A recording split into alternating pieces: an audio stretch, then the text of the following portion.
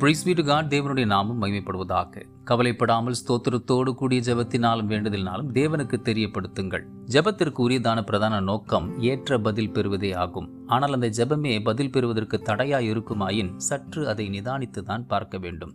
ஜெபிக்கும் வேளையில் எத்தகைய தகுந்த வார்த்தைகள் அதில் இருக்க வேண்டும் என அறியும் அதே வேளையில் எது இருக்கக்கூடாது என்பதையும் நாம் புரிந்து கொள்ள வேண்டும். இவ்வசனத்திலே கவலை எண்ணப்பட்டது அங்கே இருத்தல் ஆகாது என பவுல் குறிப்பிட்டு கூறுகிறார். சரி, அது இருக்கக்கூடாது என்றால் எது இருக்க வேண்டும்? அன்பார்ந்தவர்களே, எத்தகைய வார்த்தைகள் நம் ஜெபத்தில் இருக்க வேண்டும் என்பதை பார்க்கிலும் அந்த ஜெபத்தில் ஸ்தோத்திரங்கள் நிறைந்திருக்க வேண்டும் என்றே இங்கு காணப்படுகிறது. ஜெபத்திற்கான இந்த அறிவுரையானது மனிதர்களின் உலக வார்த்தையை குறிப்பிடாமல் ஒரு மனிதனின் மனநிலையை முக்கியப்படுத்துவதாகவே நாம் காணலாம். அதாவது மனதில் தோன்றும் கவலைகள் அற்றதாகவும் ஸ்தோத்தரித்தல் மனதில் உண்டாகும் மகிழ்ச்சியின் வெளிப்பாடாகவும் வகையறுக்கப்பட்டுள்ளது.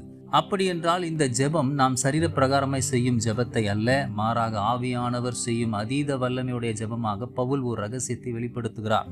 நாமும் அத்தகைய மனதுடையவர்களாய் கவலைகளை நம் மனதில் இருந்து அகற்றி சோத்திரத்தினால் மனதை மகிழ்ச்சியூட்டி நமக்குள் இருக்கும் ஆவியானவரை ஜெபிக்க தூண்டுவோம். எண்ணற்ற பதில்களை பெற்று எல்லாவற்றிலும் வாழ்ந்து சுகிப்போம். God bless you abundantly.